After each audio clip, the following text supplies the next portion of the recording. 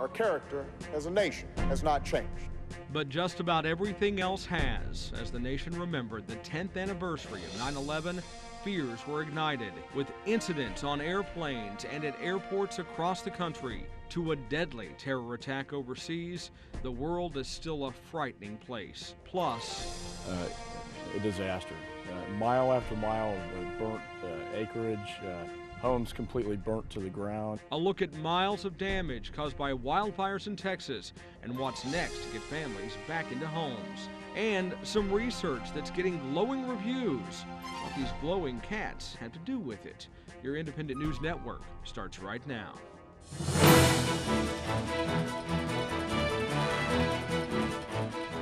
Good evening, I'm Mike Mickle. Welcome to INN News. We begin with deaths at the hands of terrorism.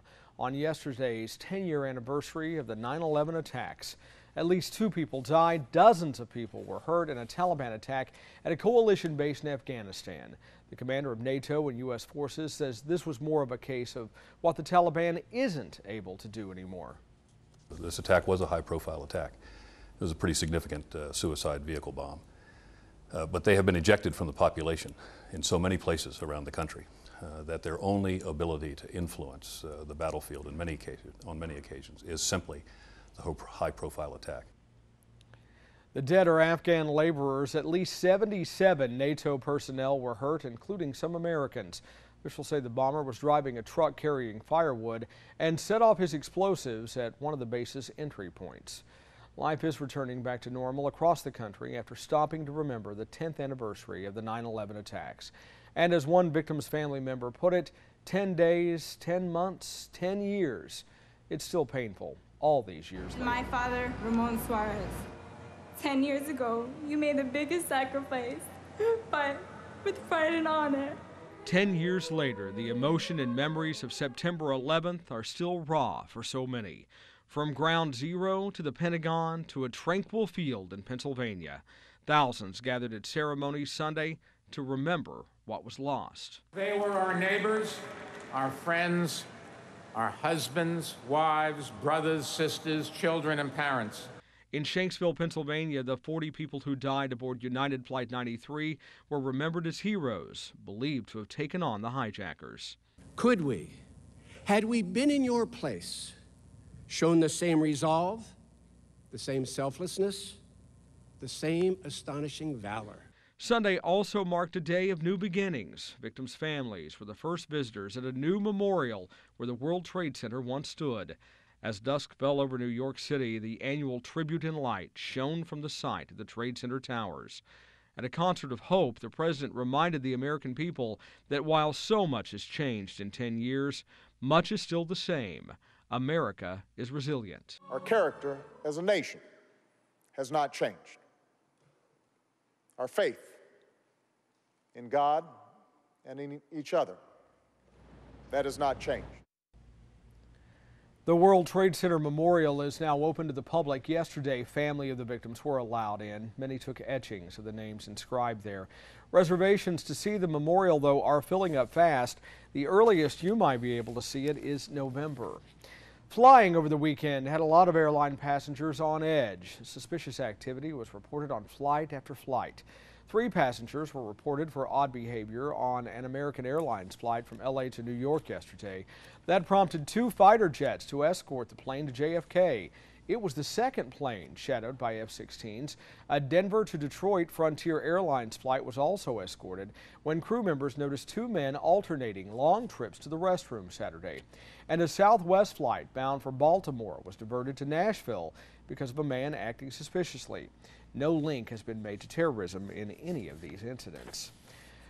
One of only 2 survivors of last week's plane crash in Russia has died. Hockey player Alexander Galimov died today. He was severely burned when the plane crashed shortly after takeoff last Wednesday. His passing brings the death toll now to 44. 11 victims were international hockey players, some with ties to the NHL.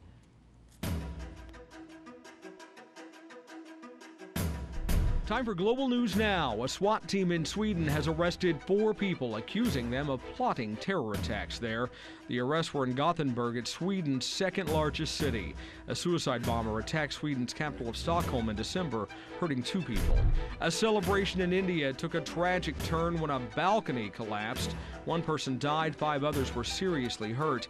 The accident happened as people crowded the streets of Mumbai for a Hindu festival. The British Prime Minister David Cameron is in Moscow trying to revive relations with Russia, but he's also criticized the Kremlin for its handling of the death of a former Russian spy in London in 2006. Cameron's presence at the Kremlin is significant. Not since Tony Blair in 2005 has a UK leader made an official visit to the capital. The former IMF chief is facing new legal troubles. French police questioned Dominique Strauss-Kahn today over an alleged rape attempt stemming from a criminal complaint filed in July against Strauss-Kahn. So far, he has not been charged. Strauss-Kahn came home last week after facing similar accusations in New York. He was charged in that case, but prosecutors said they doubted his accuser's credibility and the case was dismissed. And that's your Global News Now.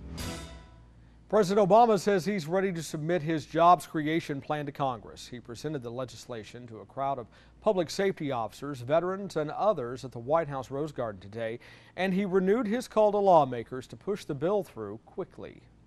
On Thursday, I told Congress that I'll be sending them a bill called the American Jobs Act. Well, here it is. This is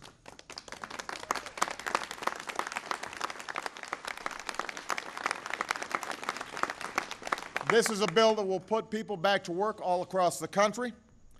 This is the bill that will help our economy in a moment of national crisis. The president says his $447 billion plan will be paid for without adding to the federal deficit. The bill includes targeted tax cuts, infrastructure spending, and new job training assistance. Time for your vote 2012 and a key endorsement for presidential candidate Mitt Romney.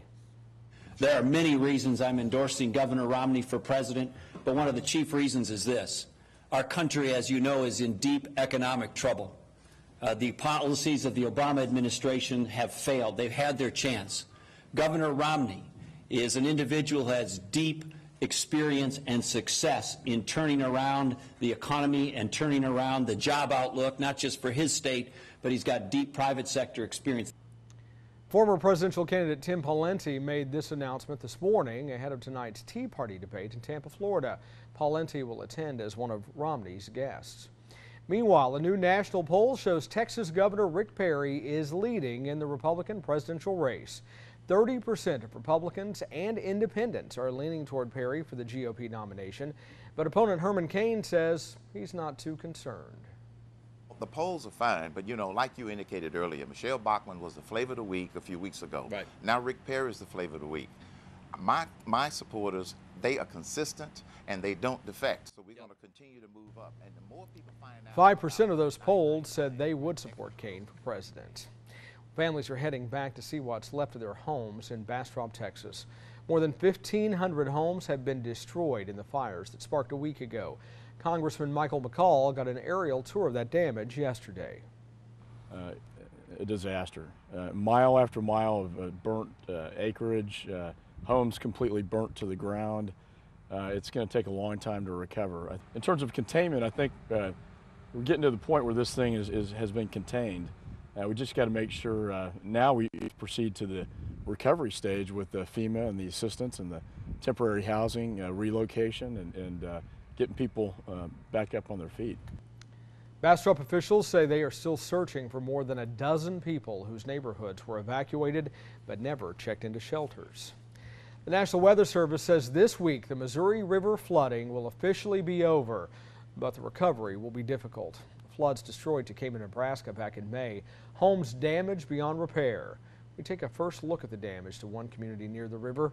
Kurt Casper from our affiliate KPTM has our story. Why are we the dirty little secret of the Midwest? A quick look at the entrance of this harbor and you can already tell something isn't right. Floodwaters washing away the road and evidence of the floodwater remains. You can see the water line on the house. Now, before you can get to Flo's house, you have to walk through this silt, and it's very sticky and hard to walk through. As you can see, my heel doesn't even get off the ground. You might want to cover your mouth when we walk in. Florence Stevenson couldn't believe her eyes when she first saw the damage to her home. Mold covers the wall, the floor uprooted. Probably to right here. She is upset. All winter, the lake near her house was low. Then in May, the U.S. Army Corps of Engineers released tons of water, forcing her family to relocate. But if you go up the river, it's all about recreation, not the people. When do people come first? Her $200,000 house gone. She hopes to renovate, but needs help soon. Well, the benefits are that all of the taxpayers in the country are helping disaster victims. The answer may lie with the Small Business Administration Disaster Assistance. It helps provide individual governmental loans to assist those recovering. I don't think it's really a Band-Aid. It's really more like neighbors helping neighbors. But why are we taking loans out to fix something that the government destroyed for us? You know, that's maybe a question somebody needs to ask. The lines of water are a reminder of the loss the community suffered. This is my home. And this is wrong. This could have been prevented. Kurt Casper reporting for INN News. Well, one banking giant is looking to make giant cuts, plus the increasingly high cost to travel, how much more you'll pay to board a plane. And time travel requires some pretty snazzy shoes. How you can own shoes like these, seen in Back to the Future 2, next on INN.